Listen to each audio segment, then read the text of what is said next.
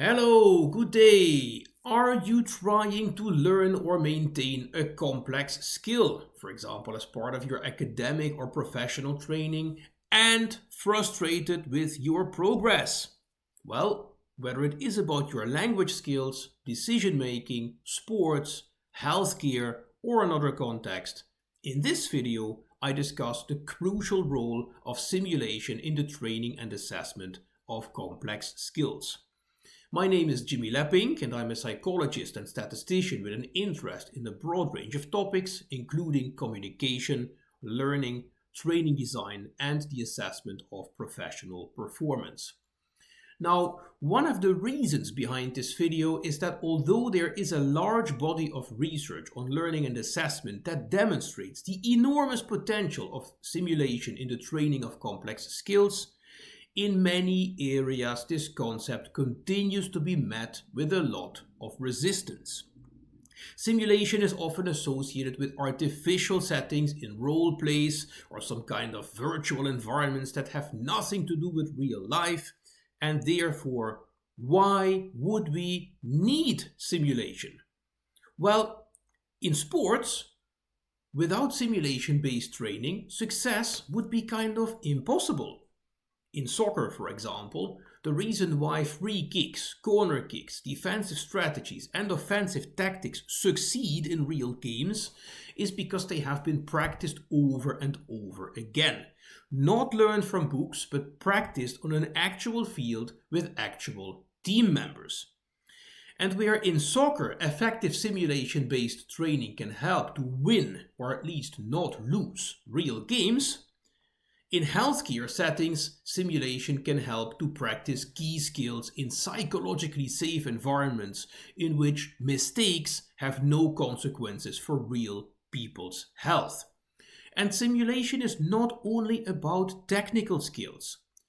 Many critical errors in hospitals, for example, occur not because of a lack of technical know-how or skills, but due to a lack of communication.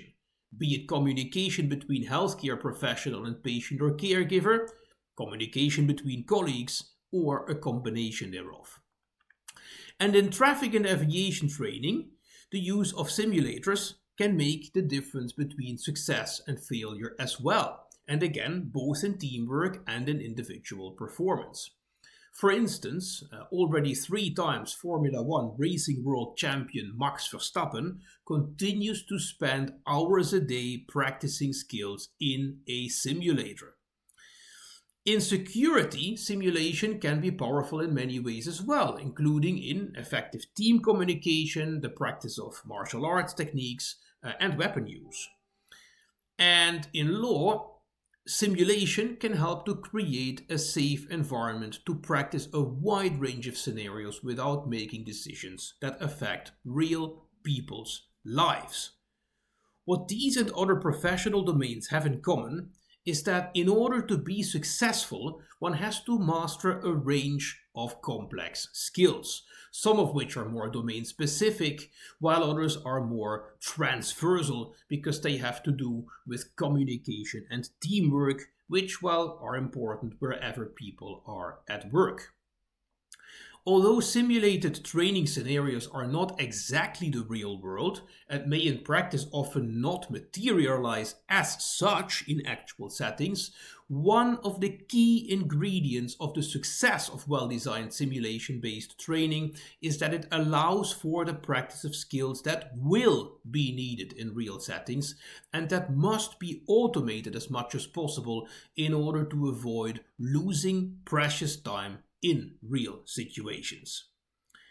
As already indicated with examples, simulation can provide a psychologically safe environment where making mistakes is part of the learning process and has no real-life consequences.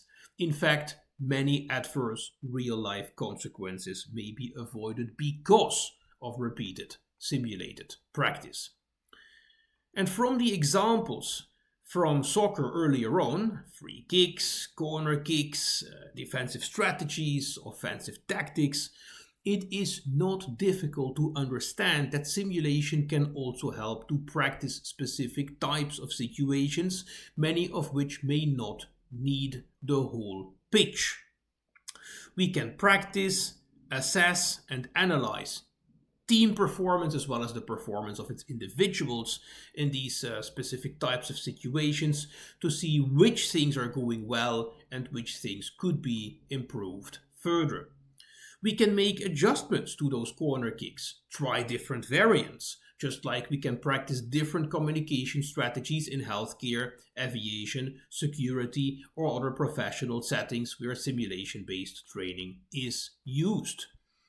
And following that practice of these specific types of situations, we can go back to the full pitch and run a simulation of a game or part of it to practice combinations of these situations practiced earlier.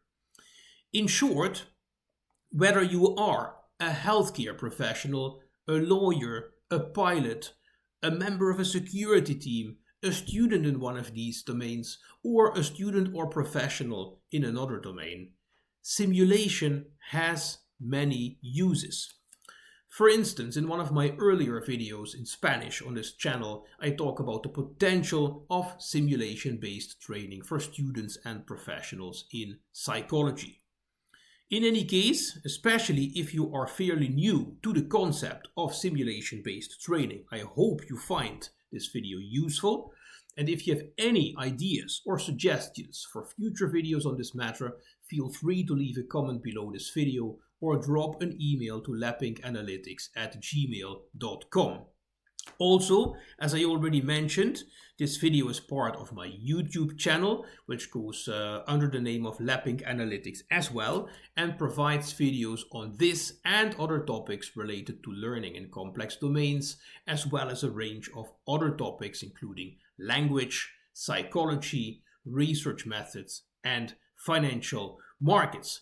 Check it out, and if you like the content, don't forget to hit the subscribe button to stay tuned for future videos. And finally, if you want to know more about simulation, learning, and assessment of performance, under my name, Jimmy Lapping, you can also find my Google Scholar profile, which presents publications on these and other topics that I share on this YouTube channel. Thank you for watching, thank you for listening, and have a great day.